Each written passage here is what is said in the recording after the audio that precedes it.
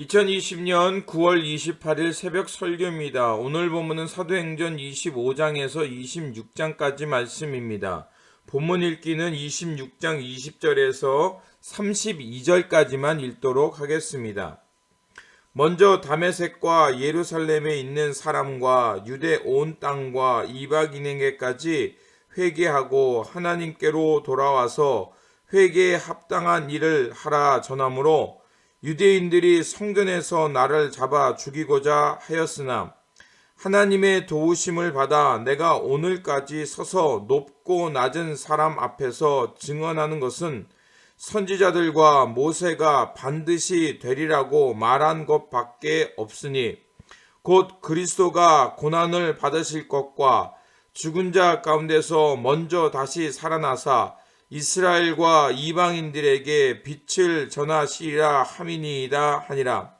바울이 이같이 변명하매 베스도가 크게 소리내어 이르되 바울아 내가 미쳤도다. 내 많은 학문이 너를 미치게 한다 하니 바울이 이르되 베스도 각하여 내가 미친 것이 아니요 참되고 온전한 말을 하나이다. 왕께서는 이 일을 아시기로 내가 왕께 담대히 말하노니 이 일에 하나라도 아시지 못함이 없는 줄 믿나이다. 이 일은 한쪽 구석에서 행한 것이 아니니이다. 아그리빠 왕이여 선지자를 믿으시나이까? 믿으시는 줄 아나이다. 아그리빠가 바울에게 이르되 내가 적은 말로 나를 권하여 그리스도인이 되게 하려 하는도다. 바울이 이르되 말이 적으나 많으나 당신뿐만 아니라 오늘 내 말을 듣는 모든 사람도 다 이렇게 결박된 것 외에는 나와 같이 되기를 하나님께 원하나이다 하니라. 왕과 총독과 번이게와 그와 함께 앉은 사람들이 다 일어나서 물러가 서로 말하되 이 사람은 사형이나 결박을 당할 만한 행위가 없다 하더라. 이에 아그리빠가 베스도에게 이르되 이 사람이 만일 가이사에게 상소하지 아니하였더라면 석방될 수 있었을 뻔하였다 하니라. 아멘. 오늘 본문은 유대인들이 바울을 재고소하여 재판을 받게 하는 것과 아그리빠 왕에서 사도 바울이 자신을 변호하며 복음을 전하는 말씀입니다. 벨릭스 후임으로 베스도가 유다의 총독으로 새로 부임합니다.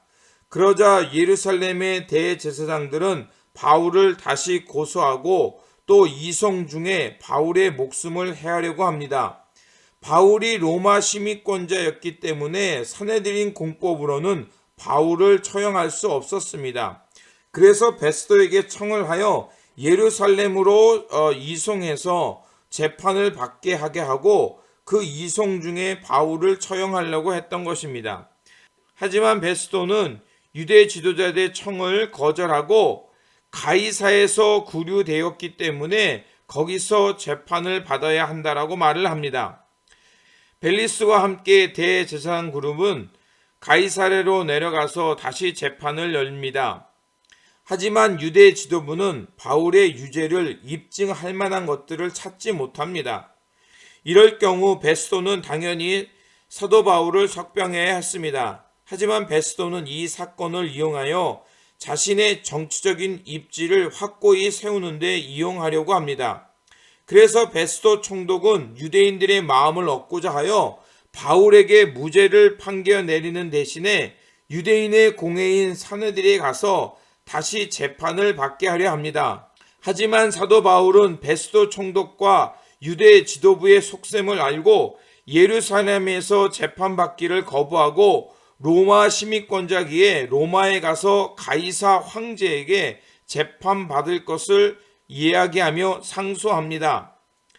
이는 단순히 개인의 권리를 누리기 위한 결정이 아니라 아마도 사도 바울은 이 일을 통해서 자신이 로마에 가서 복음을 전파할 수 있는 기회로 삼고자 했던 것입니다. 그래서 베스도 총리에게 가이사에 가서 재판을 받겠다고 청한 것입니다. 총독 베스도는 상소심을 받아들여 바울을 황제에게로 보내려고 합니다. 하지만 바울을 그렇게 고등법원으로 보내는 만한 명분이 없었습니다. 유대인들이 바울을 고소한 내용은 예수 그리스도의 죽음과 부활, 그리고 그 부활을 통해서 드러나는 하나님의 뜻이었습니다. 이것은 로마의 실정법을 어기는 것이 아니었습니다. 때마침 베스도가 총독으로 임명된 것을 축하하기 위해서 유다왕 아그리빠와 버니게가 방문합니다. 이를 이용해서 베스도는 바울의 재판을 다시 한번 열게 하고 이 문제를 그들에게 넘기려고 했던 것입니다. 바울이 로마의 황제에게 상소했기에 황제 앞에 아랠 만한 제목을 찾고자 했던 것입니다. 그래서 유대교를 잘 알고 있었던 아그리빠 왕을 비롯해 고위 관료들 앞에서 다시 사도 바울을 신문합니다. 바울은 이 신문을 통해서 그들에게 복음을 전할 수 있는 기회로 생각하고 이제 그 신문에 임합니다. 그리고 이 신문의 기회를 통해서 로마로 가서 로마의 복음을 전하면 되겠다라고 계획을 세우게 됩니다. 그래서 사도행전 26장 2절에서 23절까지는 사도 바울이 자신을 변로하며 아그리빠 왕과 베스도와 또 다른 사람 앞에서 부활하신 예수 그리스도를 전하는 말씀이 나옵니다. 이 말씀을 요약하면 사도 바울이 이제 다메섹 도성으로 가는 과정 가운데 부활의 주님을 만나게 됩니다. 그 사건을 통해서 자신의 어리석음을 깨닫게 되고 그리고 예수 그리스도를 통해서 다시 눈을 떠서 자신의 소명을 깨닫고 이제 부활의 주님을 통해서 하나님의 능력을 전하는 이방인의 사도로, 그래서 그 사명을 감당하기 위해 지금 이 자리에 섰음을 말합니다. 그리고 사도 바울은 복음을 다 전한 후에 아그리빠 왕에게 복음을 듣고 예수를 그리스도로 고백하며 하나님의 자녀가 되기를 초청합니다. 베스도 총독은 바울의 말을 듣고 당황하며 그의 많은 학식이 그를 미치게 만들었다고 비난합니다. 베스도는 유대교에 대한 지식이 없었기 때문에 바울의 얘기를 믿지 못한 것입니다. 반대로 아그리빠 왕은 유대교에 대해서 잘 알고 있었고 구약 성서에 대해서 잘 알고 있었습니다. 그래서 바울은 예수 그리스도의 복음을 전한 후에 그 복음으로 초청하고 있습니다. 그래서 26장 27절에서 29절을 보면 이렇게 말하고 있습니다. 아그리빠 왕이여, 선지자를 믿으시나이까? 믿으시는 줄 아나이다. 아그리빠가 바울에게 이르되 내가 적은 말로 나를 권하여 그리스도인이 되게 하려 하는도다. 바울이 이르되 말이 적으나 많으나 당신뿐만 아니라 오늘 내 말을 듣는 모든 사람도 다 이렇게 결박된 것 외에는 나와 같이 되기를 하나님께 원하나이다 하니라. 바울은 모든 열정을 다해서 복음을 전하며 또 이 복음을 들은 사람들이 다 예수 그리스도를 믿고 하나님의 자녀가 되어서 하나님 나라의 삶을 살기를 원했던 것입니다. 하지만 아그리빠 왕은 반신반의하면서 빈정대는 말투로 대답을 회피합니다. 바울의 변론을 들은 아그리빠 왕, 총독, 버니게 함께 있던 모든 사람들이 다 일어나서 그 자리에서 물러납니다. 그리고 그 사람들은 논의하면서 바울이 어떤 결박이나 사형을 받을 만한 죄가 없음을 압니다. 그러면서 책임을 회피하면서 바울이 가이사에게 가기로 상소했기 때문에 로마에 가서 재판을 다시 받아야 한다는 변명을 하면서 그 모든 사람들은 자리를 떠나게 됩니다. 사도 바울은 무죄했지만 바울의 항소로 로마에 가서 재판을 받게 되었습니다. 하지만 하나님은 그 시간을 통해서 복음이 로마에 퍼지도록 하게 한 것임을 알 수가 있습니다. 또한 사도 바울은 간절한 마음으로 그 자리에 모인 모든 사람들이 예수 그리스도의 복음을 통해서 죄 사함을 얻고 하나님의 마음을 품고 새롭게 태어나 그리스도를 따르는 제자가 되기를 소망했습니다. 그래서 자신과 같이 그리스도 안에 매어서 하나님 나라의 새 생명의 길을 걷기를 소망했습니다.